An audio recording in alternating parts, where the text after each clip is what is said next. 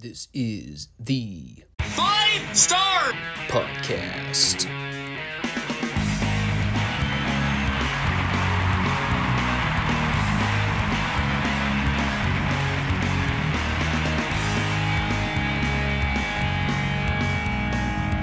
Let me talk to you.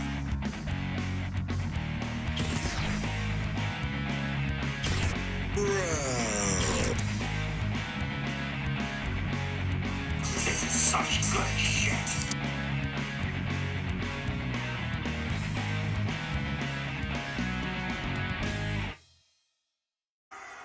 What do you guys want to talk about? I always hate this time of year where it's dark after like 5 o'clock. I always think it's much later in the day than it actually is. And I start to doze off and get exhausted earlier than normal. Yeah, the 14 cups of coffee a day. They only get me so far. After 3 o'clock, if I'm not caffeinated by that point, it's all over. Thankfully, I don't torture myself with saving Retro Raw until then. No, I learned my lesson the hard way, brother. Better to watch it on Friday night before the weekend chaos kicks in. And it is indeed chaos for me a lot of the time. But I hope everyone's doing well. I hope your preparation for the holiday season is going well. If you're a Black Friday shopper, Godspeed. Yeah, you have more patience for BS than I ever could. Now, I get for some people it's a yearly tradition. It's that one day a year where you get to immerse yourself in real-world pandemonium and try to get the good deals while they last. In my younger days, I'd have maybe considered it. But I'm old, and I hate people, both of which are not conducive to me being out in public with thousands of rabid, crazy people. No, thank you. I will do my holiday shopping from the comfort of my own living room. Thank you very much. But stay safe out there. If you are going out this Friday for the Black Friday deals, I will just be over here talking about some wrestling topics. Kind of like what we're going to do today. We've got Retro Raw, Retro NXT, and Friday Night SmackDown to talk about. And it is a relatively exciting time to be a fan, I guess. We are gearing up for a pretty big weekend of events. We have WWF Survivor Series, which is the next stop on our classic review gravy train. Survivor Series 94 to be exact. And we've also got this WWE Wargames / Survivor Series special, whatever we're calling it. The next premium live event. I don't know. Again, maybe it's because I'm old. But if you're like an older fan watching the product today, Survivor Series, what did they do to that show? I don't know. I always preferred the traditional 5-on-5 elimination tag matches. I know WWE sort of strayed from that formula in recent years. I never understood why. Just doesn't have the same effect anymore. Like, remember when you would used to get excited for Survivor Series every year? Now you're just kind of like, yeah, okay, whatever. It's another WWE Premium Live special. Doesn't really stand out as a Big Four pay-per-view anymore.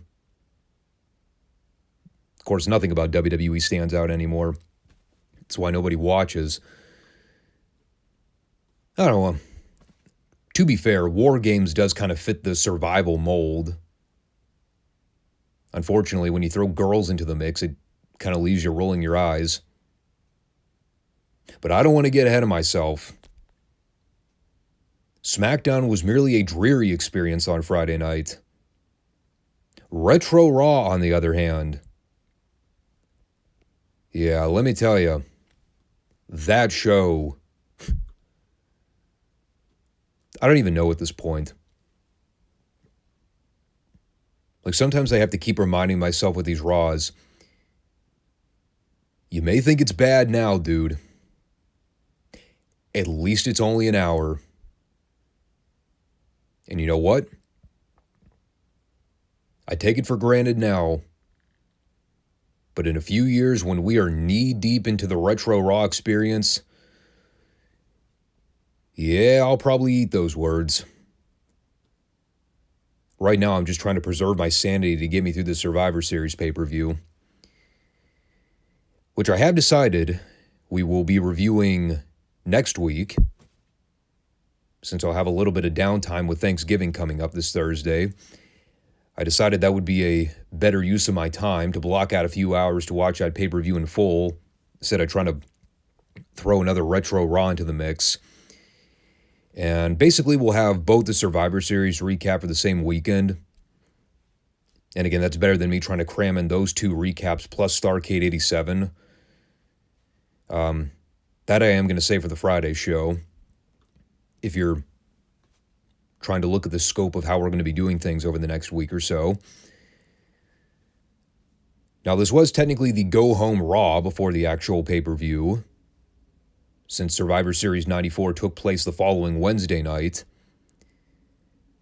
And we actually had a few bright spots on this one, most of which came by having Jim Cornette on color, because that meant we were at least going to get some witty commentary. But they also had a show-running theme for this one. The big featured match for the card was Razor Ramon versus Diesel. Obviously, that one's designed to hype up one of the middle card elimination tag matches, the one that's gotten the least amount of publicity on TV. I mean, I had completely forgotten who was all involved in that match until I saw the opening angle they shot this week, where you had Razor getting jumped in the aisleway by all the heels. Like, who do we have out here? You had Shawn, Jarrett, Owen, the Anvil, and Diesel. They were all ganging up on Razor until referees came out to separate everybody. And that basically put the match on hold until later on in the night, once we basically turned that match into a glorified lumberjack match with all the team members at ringside. And I'll talk about that later on. It was funny. As Vince is trying to sell the gravity of the situation on commentary, a Razor may not be able to compete tonight. He may be too hurt. And there's Corny standing there laughing his ass off, just to be a dick. Again, we'll circle back to that later on. The actual card began this week with Tatanka versus Chris Kanyon, which was kind of a twofold segment, partially to build up the other Survivor Series elimination match, featuring the $1 Million Corporation and Guts and Glory. That was one part. The other was so Cornette could spend 5 minutes ribbing the stupidity of Aldo Montoya. I was waiting for the snarky comment referring to his mask as a jockstrap, but I don't think he would have gotten away with that line. I mean, the match was just a quick enhancement for Tatanka to go over. I did note, though, Kanyon sporting lavender-colored over-the-shoulder singlets. Highly offensive. He is now the second professional wrestler I have determined in the last week should never have worn a wrestling singlet. Not a good look. At least not the one he was wearing. Hideous. Not as hideous as Adam Bomb versus Jason Ain't, as Corny referred to him as. I believe the name was Jason Arndt. And whether it was Arndt or Ain't, you know what this match wasn't? It was good. Adam Bomb went over with a pump handle. The rest of it was big lumbering guy spots where everything they did looked like it was happening in slow motion. Somewhere during the conversation here, they did confirm on commentary that Alundra Blaze lost the WWF Women's title to Bull Nakano in Japan. So my assertion was correct then. When she came out last week with Boo Boo Job Face to do that promo, I guess she already knew she was dropping the strap. That had to have sucked. Being flown all the way to Japan just to drop a completely wordless WWF title that was never taken seriously to begin with. No wonder she wanted out. Not that her WCW run was any better. In fact, it may have been worse. And after that, we had Todd Pettingill briefly recapping the Doink Jerry Lawler program, which I couldn't even stomach the ability to sit through. I hit the fast forward button pretty much immediately. What was that thing I said earlier, how there were a few bright spots on this week's Raw? I think I may have lied. Speaking of things I skipped over, I did the same during their Three Stooge-inspired skit, where Lawler and the Short Kings were getting sprayed with water guns by the clowns.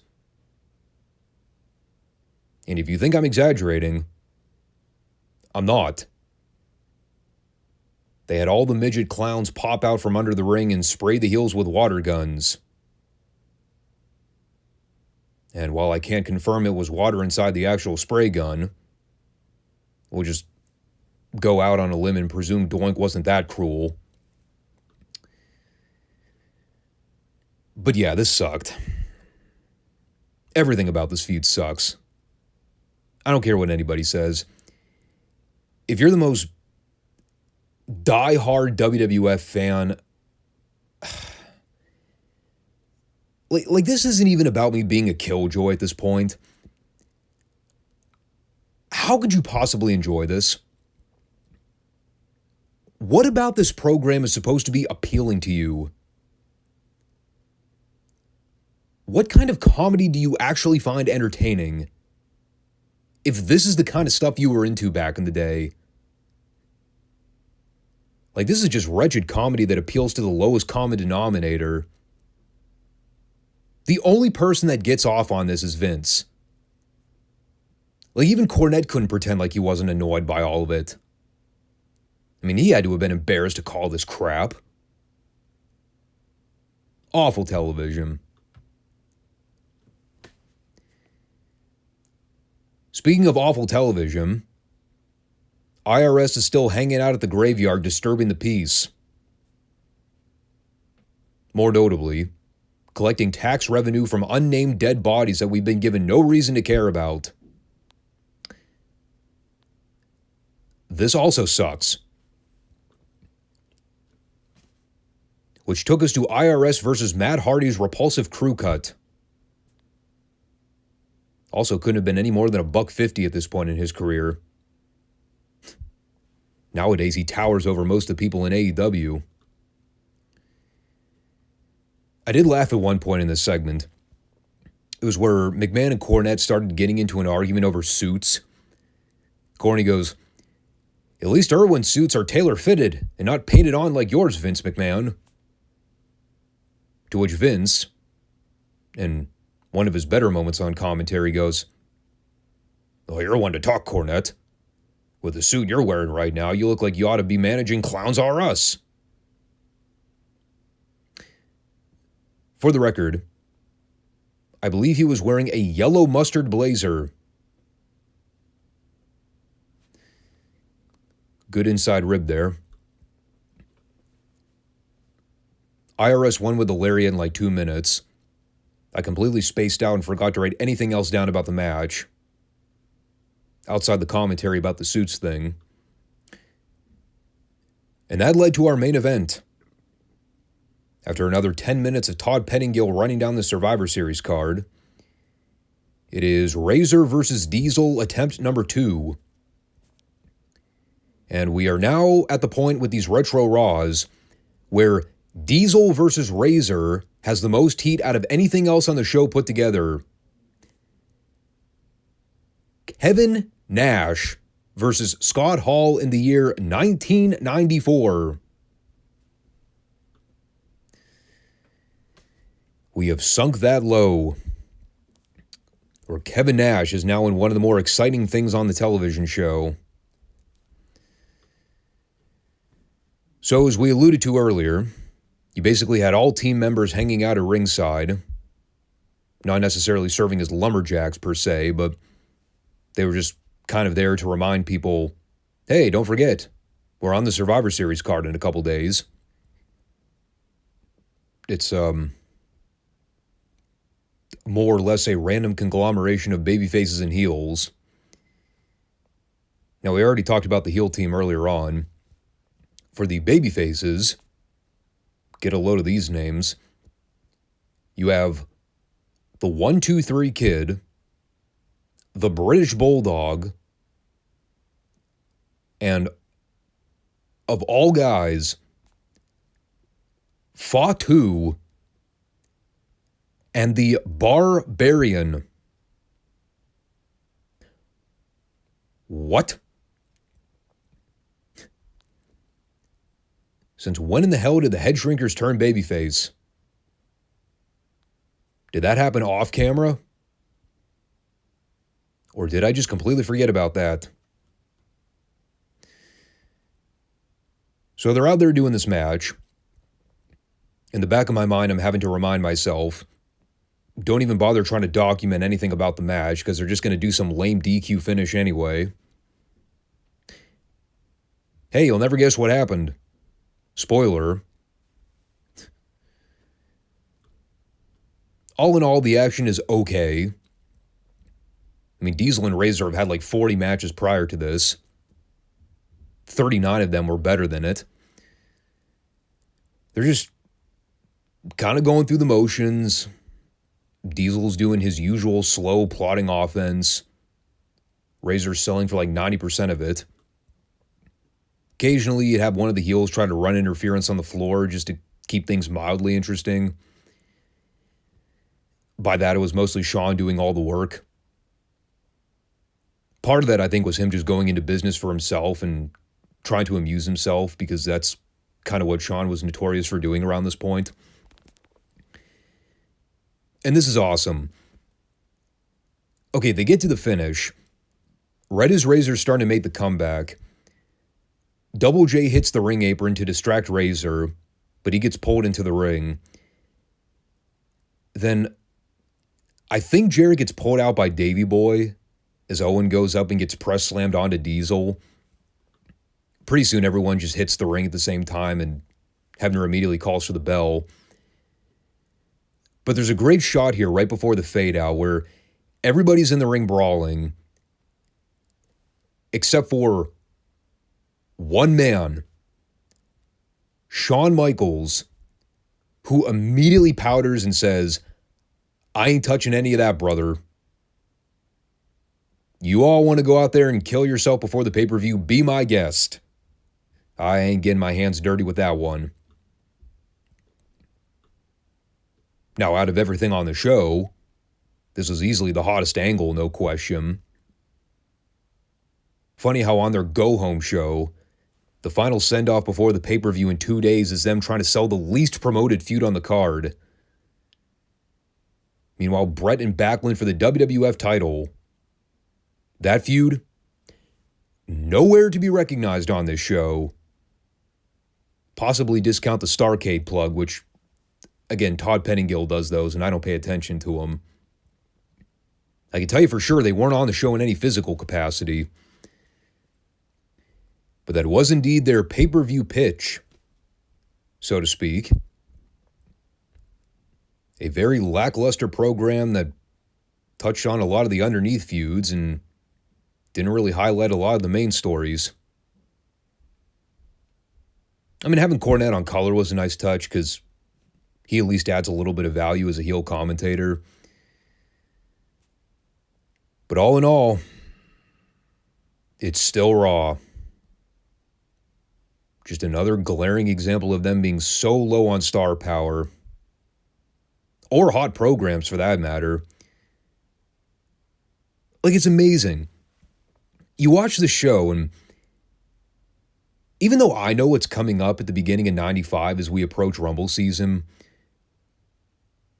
Are they doing anything to indicate that Shawn is going to be the next pet project? Like, Vince is already slowly elevating Diesel up the card. I mean, that's coming shortly after Survivor Series where we see that singles push take off. The Shawn thing is always so weird to me looking back. Even as far back as late 94. You know, after they already teased the dissension with him and Diesel at SummerSlam after he cost him the IC title. Since that point, they've completely neglected that story arc. Now all of a sudden they're on the same page again with like no explanation. Again, temporarily. Not to spoil anything for what's coming up at the pay-per-view. But it's almost incredible when I look back and see just how much coasting Shawn Michaels was doing in the year 1994. He's there. He's a dude. He's out there doing stuff with Diesel occasionally. He's far from one of the more prominently featured guys on the card from week to week. I can't even remember the last time the guy worked a singles match on TV, much less being involved in any major important angle outside this one. Revisionist history is very unique. Like, we all remember Shawn being one of the bigger poster guys in the mid to late 90s. But the way they're getting to that point is so strange. Just seeing how irrelevant most of his involvement was in the entirety of 94. And on the other hand, to see just how quickly things turn around for him in 95 and eventually 96. That boyhood dream push, that came very quickly. The Shawn push isn't quick. It's a very slow progression. That is for sure. And meanwhile, there's SmackDown. Speaking of slow progression, it's usually what it's like sitting through this show. A slow, painful progression from start time to, well, pretty much the end of the show. Even with all the fast forwarding I do. Anyway, we're about 5 days out from Survivor Series. As of the time of this recording, I know virtually nothing on the card without having to resort to Wikipedia. I might actually do that out of sheer curiosity after we run down the show. Try to figure out how much of the stuff on SmackDown has gone completely over my head in the last 2 or 3 weeks. I'll tell you what I haven't been paying attention to is all the stuff involving the women's division, which has unfortunately taken center stage over the last couple weeks on this program. You know, it's pretty obvious they're doing some kind of Wargames deal with the girls. And if you've watched this channel for the last 2, almost 3 years, you know my stance when it comes to the girls' gimmick matches. Whether it's Hell in a Cell, Elimination Chamber, War Games, Money in the Bank, doesn't really matter. The next time I see a good women's War Games match in WWE will be the first time I see one. Particularly when I'm looking at some of the names being advertised for this match in a few days. I mean, the whole thing's ridiculous on its face. You start the show off with Damage Control coming down to the ring. You get Bayley in there trying to cut a serious heel promo about how they're the most dominant group in all of WWE. Meanwhile, I'm looking at 3 5-foot Japanese girls standing there in a line. If you stack them all on each other, they probably weigh $150. Fucking Dakota Kai standing back there with his giant knee brace on. I'm still convinced she's hurt because she hasn't wrestled in weeks.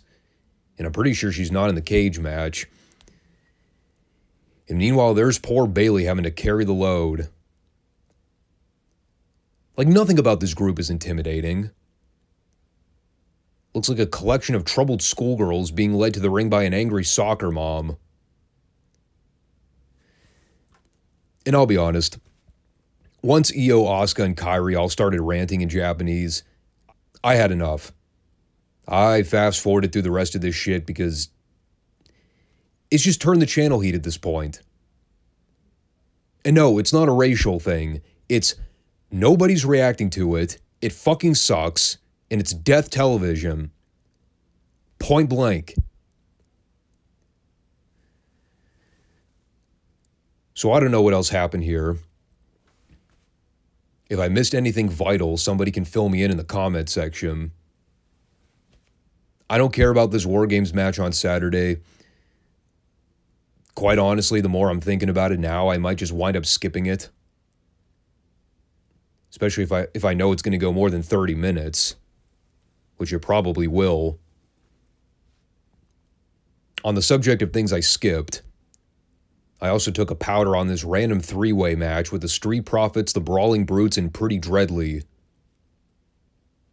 And if you need to ask why, see the aforementioned team Pretty Dreadly. A rational-minded man can only withstand so much estrogen. Without having to look at these goofballs in their magenta-colored crop tops. GQ magazine called. They want their October cover edition back. So by the time I actually started paying attention to anything on the show, we were about 30 minutes in. And what should I come back for but a completely random indie match with Dragon Lee and some generic masked lucha guy they brought up from NXT named Axiom. And who is Axiom? Aside from everything I just mentioned about him being a generic masked lucha guy? Well, basically imagine this. Imagine they took Sin Cara and Lasertron's gimmick, combined the masks together, and then they just took a small 140-pound white guy and put him under the hood. AEW has like 70 of those guys in a given week's program. I just figured they let one slip through the cracks, and that's how he found his way on WWE television. So they're out there doing a bunch of choreographed lucha spots. Of course, it ends up turning into one of those modern indie matches where they have to kick out of everything and do every WrestleMania false finish in the book. In a total throwaway TV match that was just segued into the middle of hour one. Like, nobody's going to remember this match the following week. But here's the thing that's so stupid about it. It's supposed to be a showcase for Dragon Lee, because they just established in a pre-tape beforehand that he wants to fill the role of Rey Mysterio, who I guess is going to be out of action for a while, recovering from knee surgery. God, what does that make? His 73rd knee operation in the last 8 years? The guy's cartilage must sound like a box of Rice Krispie treats at this point. Well, in any case, with Rey out of the picture, Dragon Lee wants to step up as the baby-faced masked superhero. Okay, fine. Whatever. I don't have much of an opinion on Dragon Lee one way or the other, but sure. If the people take to him, he's a good enough athlete to where he could probably make it work. So why the fuck do you put him in there with another masked guy that works virtually the same style and does equally, if not more impressive athletic moves than Dragon Lee does? How does that make sense? You're trying to get over a new babyface with Dragon Lee. Meanwhile, he's out there going 50-50 with a job guy we've never seen on main roster programming before. And it's the job guy who's actually showing up Dragon Lee on more than one occasion. His shit looked more athletically impressive than Dragon Lee's. To quote a famous Jim Cornette line from his Ring of Honor days, "Who are we fucking pushing here?" None of it makes a lick dick of sense. But I'm sure all the marks jacked off to it, because they did a bunch of cool moves. Yeah, whatever. This is fucking dumb. I don't care what anybody says. Did nothing for Dragon Lee. Axiom's just another cut and paste example of all the other fake masked lucha guys we see in a given week in wrestling today. Like, nothing about him is unique or stand out. He just... What separates him from a guy like Commander? Or who's the other dork AEW is pushing under the masked hood? Gravity. That's right. What's the difference? Seriously. They're the same size, same weight, same body type. They do the exact same moves. They're all just carbon copies at this point. Take any small indie guy that can do backflips and dives, put him under a mask, and mainstream wrestling will push him into oblivion. You know why guys like Rey Mysterio got over? Because he was a one-of-a-kind athlete. There was nobody else that moved like him or did the kind of shit he was capable of doing when he was in his prime. Now everybody tries to be like Rey from back in the day, and nobody stands out. Imagine that. Staying on the topic of Rey, the top of the hour segment was Santos Escobar. His quote-unquote breaking of the silence. He was scheduled to come out and explain his actions. Why he turned heel on Rey last week. I just love how the advertisement for this segment was breaking his silence. After what? A week? Now, I'll say this. In all fairness, it got off to a rough start. By the end, I actually didn't entirely hate this. I didn't like the beginning part where Escobar's out there almost completely inaudible, getting drowned out by the fans whatting him. You can't hear a damn thing the guy's trying to say because he's almost talking under his breath. But once he started firing up a little bit and he started running down Rey, showing a little bit of honest-to-God passion, got pretty good. And granted, I understand I wasn't supposed to laugh at anything he said here, but when he just randomly dropped the line in here about how he hopes the surgery went poorly, how he hopes they have to amputate Rey's knee, saying he hopes he gets an infection. I laughed so fucking hard. I was like, what a dick. But you know what? It's the exact kind of thing you would expect a bitter, jealous heel to say. I hope the doctors have to cut that knee off, Rey. That way we never have to see you do your high-flying moves ever again. If that was ad-libbed, mad props to Escobar for coming up with that on the fly. Great line. And I even kind of like the stuff where Zelina came out and bitch slapped him in the face. Zelina was really good here. She actually looked like she was trying. Again, showing some raw, honest-to-God emotion. Being totally broken up over the whole thing. She was great here. And you know, as far as the whole thing goes with Escobar beating up the Legado lackeys and getting run off by Carlito at the end,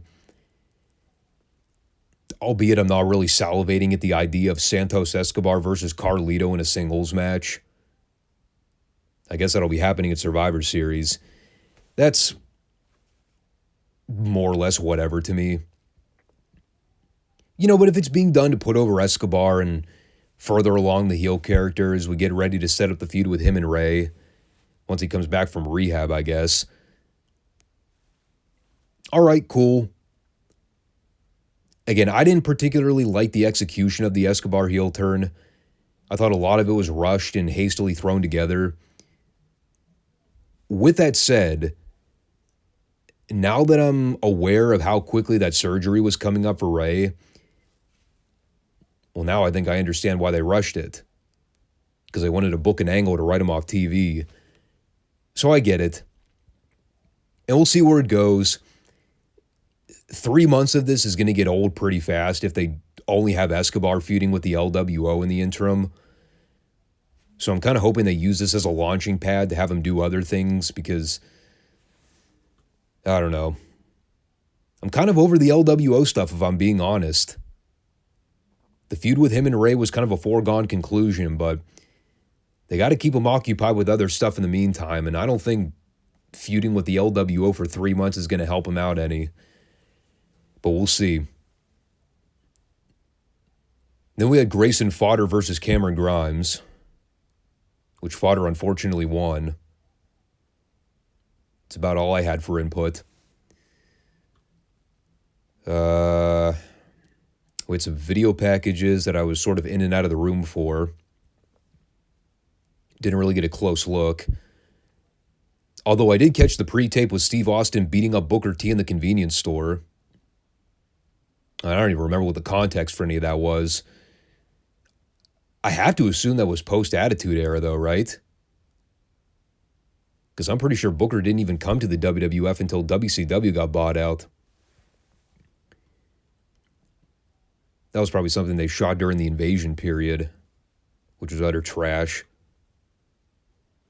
Yeah, there's a shocking revelation. WWF guy beats the shit out of WCW guy and leaves him for dead. This is basically the Invasion storyline in a nutshell. 8 months of nothing but that. They killed the angle before it ever got off the ground. Then we had Paul Heyman out there to kill some time before the next match. Talking about the Crown Jewel match where Solo spiked John Cena into oblivion and basically ran him out of the company. It was, more or less a very paint-by-numbers Paul Heyman promo.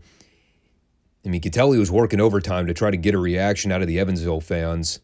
He looked like he was totally blown up by the end of it. Like, I thought the dude was going to pop like a fucking balloon. But as he's running down Cena, trying to put over how Solo is the be-all, end-all, here comes LA Knight to a monstrous pop. And as per usual, when he's got the mic in one hand, he's got the people in the palm of the other hand, hanging on to every last word the guy says, talking about how LA Knight's got a bloodline problem because every single one of those asshats are responsible for costing Knight the WWE Championship at Crown Jewel. Yeah, Knight is not going to stop until the bloodline ceases to exist. So he's on a round trip to run off all members of the bloodline single-handedly. That way nobody can be left to save Roman's backside. And LA Knight is going to start tonight with Jimmy Uso. And the promo was fine. Again, the crowd eats up everything the guy says. Like, even a subpar LA Knight promo is great because the people are so into the gimmick. Here's the problem. It's LA Knight versus Jimmy Uso, which I'm pretty sure we've already seen, I don't know how many hundreds of times now, in some combination. The other problem, what does any of this have to do with Survivor Series? Is LA Knight booked on the card? Are Jimmy and Solo booked on the card? Is Roman booked on the card? To my knowledge, I don't believe so. What is this all being designed to advertise? A Roman Reigns LA Knight rematch in a couple months where evidently Knight ends up doing another job? That sounds like a fucking rotten idea.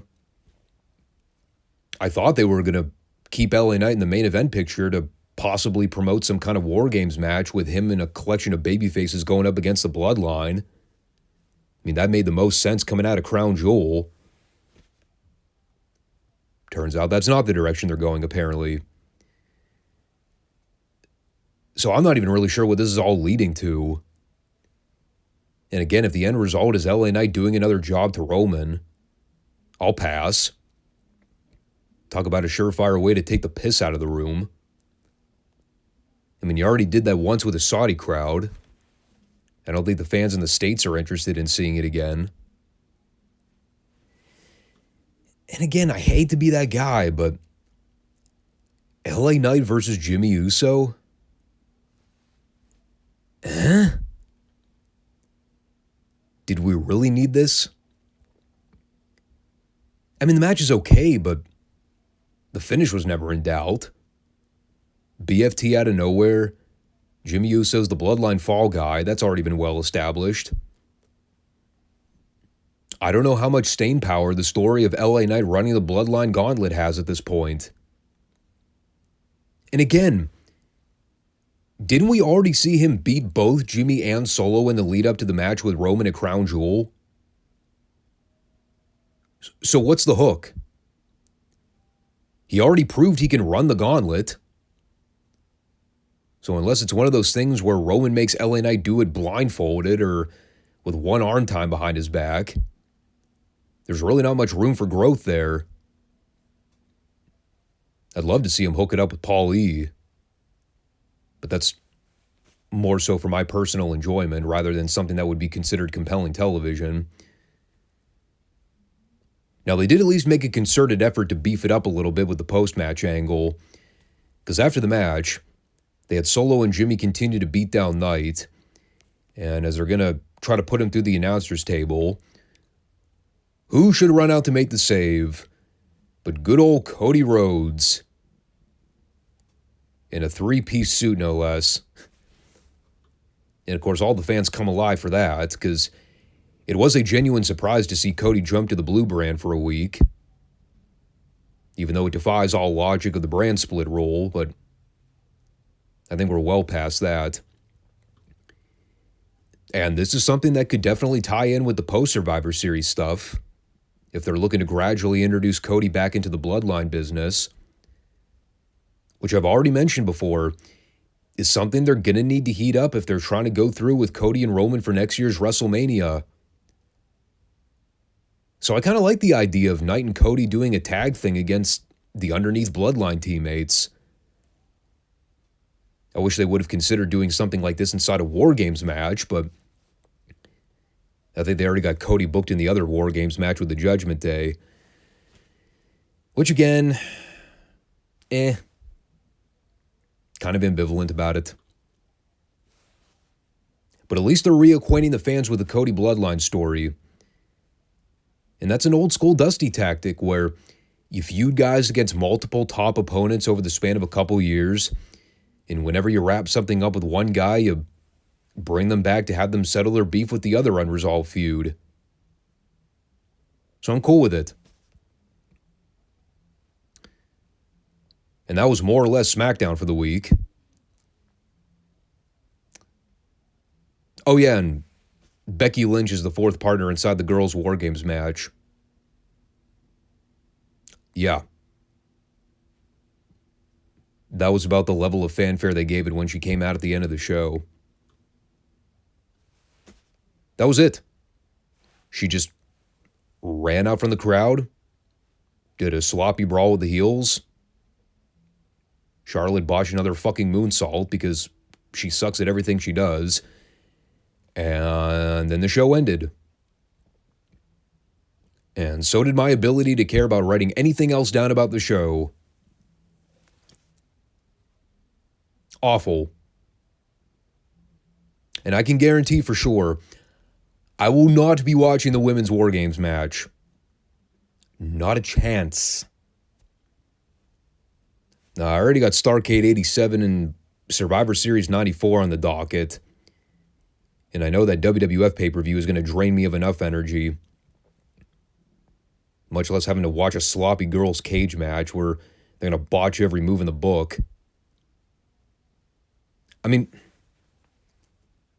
let's psychoanalyze it for a second here, because it is an annual tradition with WWE when they do these Wargames matches. What do you expect to happen? They'll probably hit each other with weapons. It'll just turn into a modern garbage match, but with girls. because there's no creativity when it comes to booking war games anymore. It's the same shit every year. They just lather, rinse, repeat the same concepts. They'll probably have somebody do a death-defying spot that pops the crowd, and the rest of it will just be people laying there or going through furniture. Is it bad that I can basically call the match in my sleep before I see it? And it's not just exclusive to the girls. The same thing will probably happen in the guys' match. At least it'll be more visually preferable seeing the guys bump through furniture than the girls doing it. But I've already done that tangent 1,000 times on the channel before. I'm just a broken record at this point. What can I say? But, on the topic of this upcoming pay-per-view, guess we can see what is in store for Survivor Series this weekend as I take a minute to open the wiki page. By the way, I will not be reviewing SmackDown this coming Friday, so do not expect that. Let's see, this was updated yesterday. Here's what we have currently advertised. We have Gunther versus The Miz for the Intercontinental Championship, which is just why. Of all fucking opponents, going back to the well with The Miz again. That'll be the worst Gunther match of all time. Rhea Ripley and Zoe Stark for one of the girls' titles, which I don't really have much of an opinion on. I like Rhea. Zoe's fine. It's not really something I would consider pay-per-view quality. That kind of has TV match written all over it. As does Gunther and The Miz, now that I'm looking at it. Then we have the two Wargames matches. Cody Rhodes, Seth Rollins, Jey Uso, and Sami Zayn versus the Judgment Day. And all of Damage Control versus Charlotte, Bianca, Shotzi, and Becky. Neither of which I'm really clamoring for. I've been over the whole Cody Judgment Day story forever now, and I don't even watch Raw. It's just so exhausting. I'm sick of seeing those guys touch. What is that going to be, like the fourth premium live special? We're going to be seeing Cody versus Damian Priest, or Cody versus Finn Balor, or Cody versus Dom. It's just been overexposed. They've recycled and rehashed it way too much, and I'm just over it. And they better be wrapping up the feud then, because I want to see Cody do some more stuff. And you know what? I'll say this. If they're going to use that to sort of cap off the Raw run and then have him move over to SmackDown for a while to reignite the Bloodline story, great. Because that's exactly what needs to happen. We need some star power on that Blue Brand show. And then we also have Carlito and Santos Escobar, which, again, is that a pay-per-view match or is that a top-of-the-hour match on TV? Like, is anyone really all that excited to see it? I don't know. The whole entire card, it just screams poorly built and hastily thrown together. Looks like a C card. And there's just nothing that jumps out at me and has me wondering what could happen. It's a very predictable layout. Gunther will go over The Miz. Escobar will go over Carlito. Rhea will go over Zoe. The only thing that maybe could go either way is the girls' Wargames match. I mean, remembering that Kairi just returned to Crown Jewel and Asuka just turned heel a couple weeks ago. Be kind of weird to see them lose their first match as a new unit. But then again, you got Becky in there. So unless they do some kind of swerve where maybe Charlotte finally turns heel, I don't know. I don't see the baby faces coming out on top there, but I could be wrong. We'll see. And the other thing, too, is they have been teasing dissension with the Damage Control group for a while, so if there was a time to maybe do a split, that might be the point to do it. So there is a little bit of nuance there. I will go in with lower than normal expectations. How about that? Maybe I will be left relatively satisfied. It'll be like an AEW pay-per-view. Go in expecting nothing and come out thinking, I've seen worse.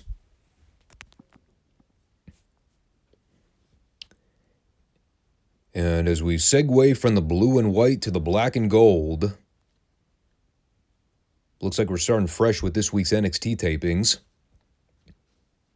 And not only do we have the key players back in the fold, but we also established this week's show-running theme, all surrounding the NXT title. Now, for one, Bo Dallas is back from his Grand World Tour. And he comes out at the top of the program this week, spreading the good news. Not only does he have party favors to celebrate the occasion, he also has still footage of all the moments captured on his round trip, which are basically just green screen backgrounds with Bo's face plastered in the frame. Poorly edited, by the way, which makes it that much better. And, the whole thing was a poor attempt at comedy. The fans are chanting Bo Ring, which is kind of funny. I did like when they showed the still footages of him in Cambodia. He mentioned that he wrestled Justin Gabriel in front of 300,000 fans. And he goes, he's a good kid. I beat him. And then he just casually moves on. Total douchebag move. But that was great. There was something in here about him healing a man in Liechtenstein, which didn't really get a reaction. And then he started passing off cookies to the crowd. I can neither confirm nor deny these were legit cookies and not something else. Edibles, as they are sometimes called.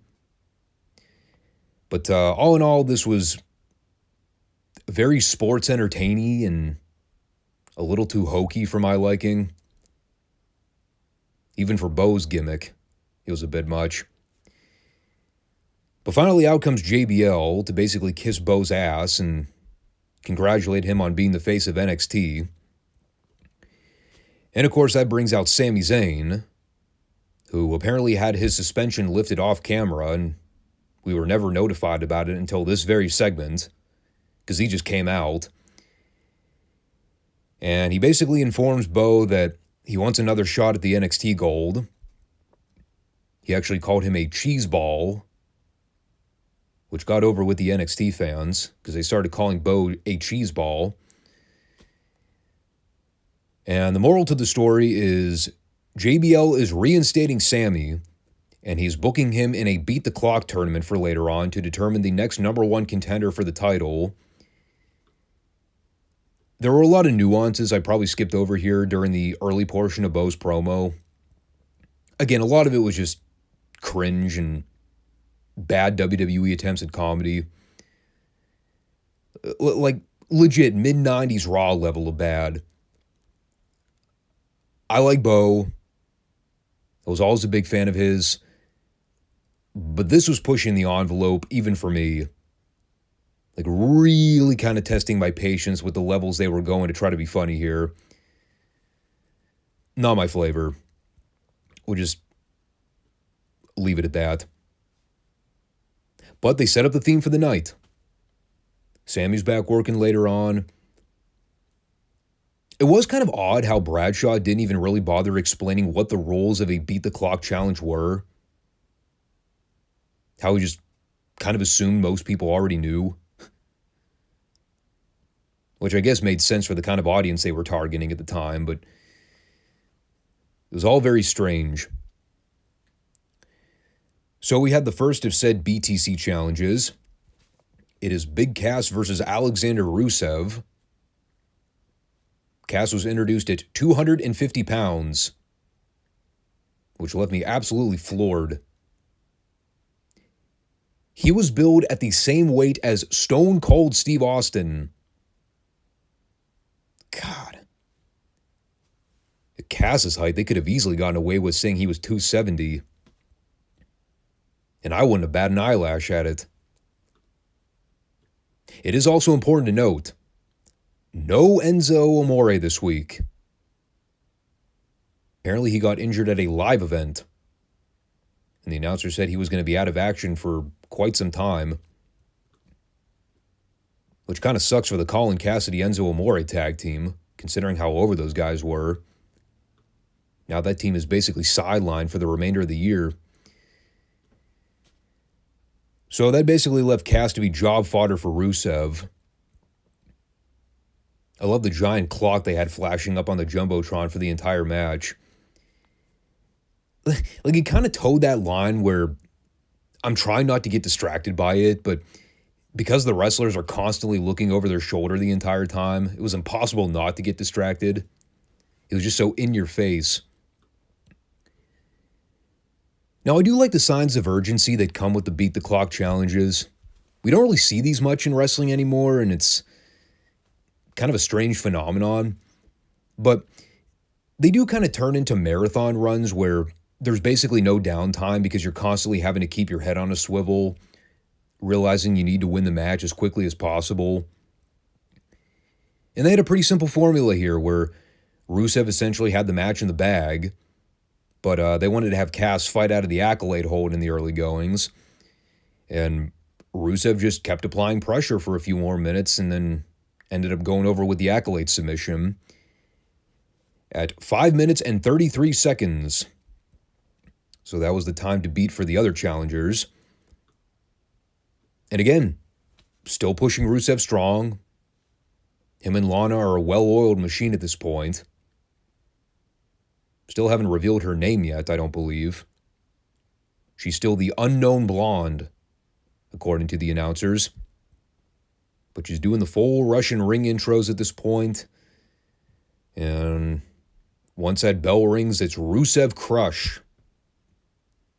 That was basically the model for his entire WWE run until they split him off and completely fucked the whole gimmick up.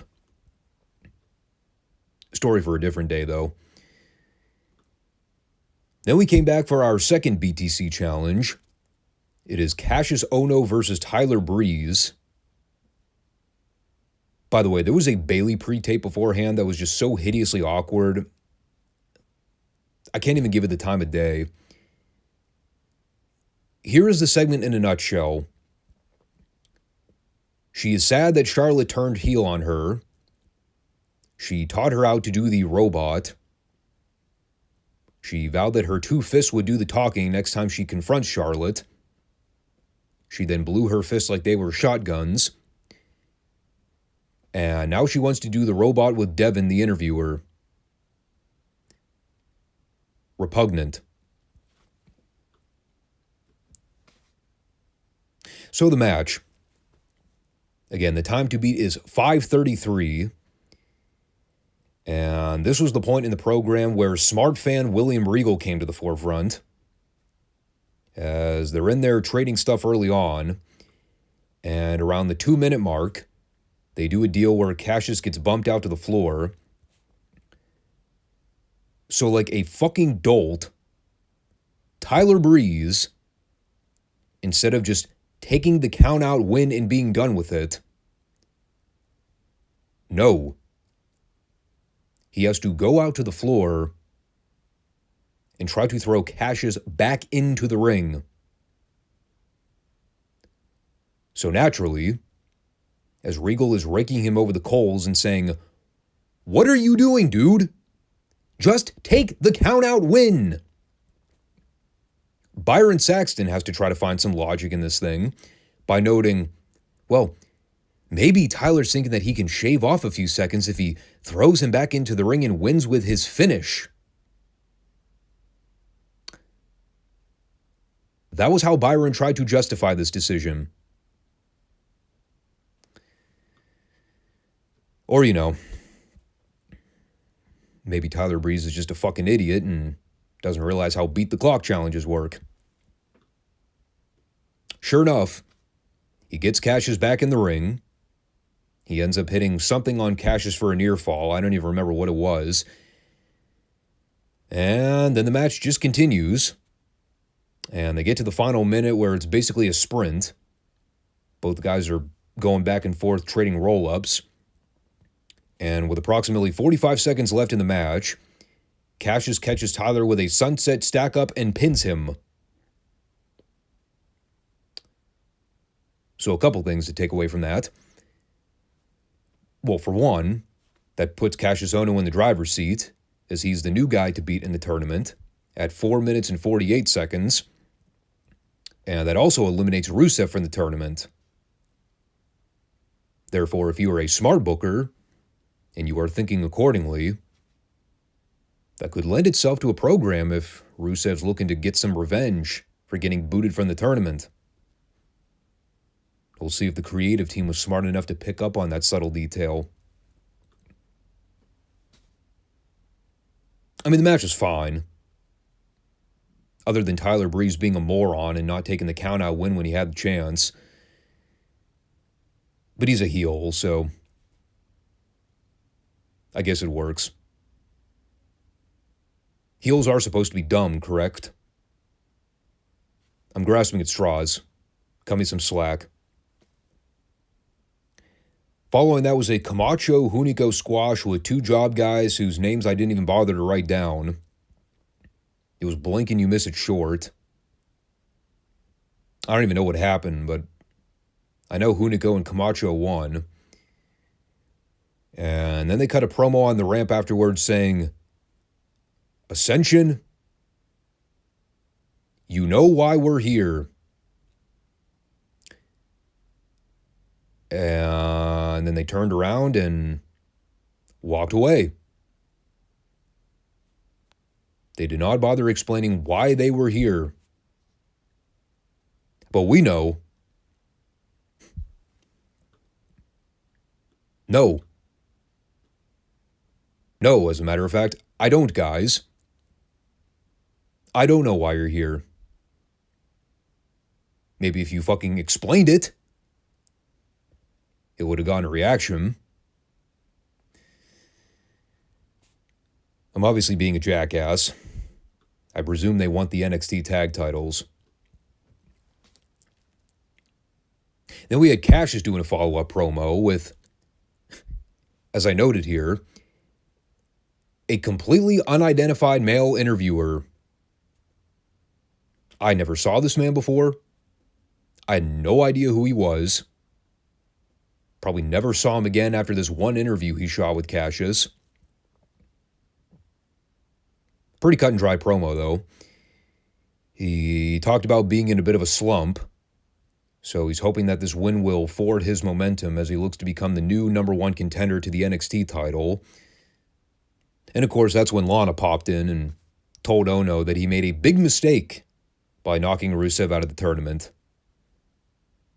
And then Cassius basically told Lana to shoo, promising Rusev would get the first title shot when Cassius becomes champion. So, we will see where that leads. I did like him referring to Lana as Natasha and Rusev as Boris. The two most generic Russian names you could probably think of off the top of your head. I mean, I worked with a Natasha in my younger days. You'll be shocked to hear she was, in fact, Russian. Very Russian, as a matter of fact. So, well, that led to our third Beat the Clock challenge for the evening, with entrances cut. Probably because they were running low on time and had to shave off a few minutes. They did pack a lot of action into the show now that I look back at my notes. It is Adrian Neville versus Aiden English. And keep in mind, we are a week removed from the 2 out of 3 falls match with Neville and Graves. And we talked about how they were gearing up for that big monster push for Neville. And I guess you could say this is kind of where that momentum took off in full swing. It is a photo finish deal here where English is basically stomping a mud hole in Neville for like 80% of the match, getting frustrated because he can't put him away. So in the last 30 seconds, he tries to go up top for a big superplex, but Neville stops him, gets him in perfect position for the red arrow, and with approximately 3 seconds to spare in regulation, Neville comes off the top with a great-looking red arrow, and he gets the 3 count. And he also now sets the record for 4 minutes and 45 seconds with 1 match left in the tournament. I actually kind of like the idea behind the photo finish here. Definitely put a lot of pressure on these two in particular because they really had to make sure they were in the right spot to get that finish done in time. Got a big pop, though. And it set up a great story arc for the final match. Because then we have Sami Zayn and Leo Kruger in the final round. And by this point in the show, they've basically established a story. Sequentially, every single match has resulted in the time being beat. So now we're left to see if Sami could keep the trend going. Or on the other hand, if fate just wasn't on his side. Will the underdog story work in Sami's favor? We also had Bo coming out to scout on the rampway. If this were 2023, everybody would be chanting "fucked finish" before the opening bell even sounded. But they actually went in a different direction here, even though they kind of butchered it in real time. But I do see what they were going for. So Kruger is working over Zayn, going for pin attempts where he can. And right as Sami starts to fire up and make his comeback, Kruger catches him with a spine buster. And, I mean, he spends about a good 20, 25 seconds waiting to set up Sami in the corner for a lariat, which he does eventually hit. And with about 10 seconds left in the match, Kruger tries to stack up Zayn, but then he gets turned over into a pinning predicament. And again, they totally fucked this up.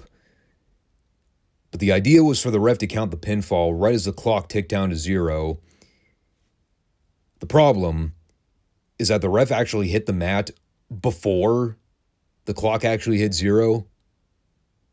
I mean, he did it with like a full second left in regulation. So, technically speaking, Sami should have won the match. Now, naturally, that brings out Bradshaw to kind of spill a bunch of insider terminology, saying, "We don't do dusty finishes under my regime." Of course, he didn't actually use the term dusty finish, but that was more or less the message. But he laid the groundwork for next week. He's booking Sami Zayn versus Adrian Neville in a straight match. And the winner gets to face Bo the following week on TV for the title. He also threatened to send the official back to his hometown to work at the local donut shop. Just totally throwing the guy under the bus for blowing the call. And, again, yes, if we're looking to nitpick things, they did essentially just book a show's long beat the clock challenge that ended with no decisive winner. So the whole thing was kind of a waste of time. But then again, it's not entirely fair because it did potentially set up a Rusev-Cassius Ohno feud. I guess Neville can argue he should have won by default. Again, there's definitely things you can nitpick here, but it does carry things over to the following week. Gives people a rhyme and a reason to watch. So I won't fault them entirely. Normally, I hate when WWE books fucked finishes like that, where you do an entire tournament that runs the full length of the program, and then you don't even get a decisive winner out of it.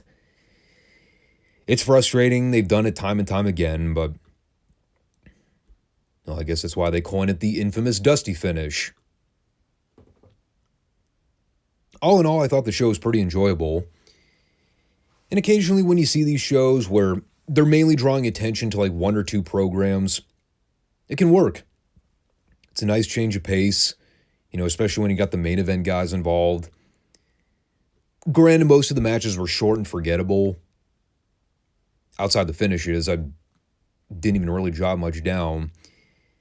But it kind of had those territorial vibes where you have a handful of short TV matches in rapid-fire succession, clean winners up and down the card, minus the time limit draw in the main event, obviously. But it was a very simple formula to follow. It's not a 2-hour-long crash TV show where you can't remember half the shit you saw the minute it's over.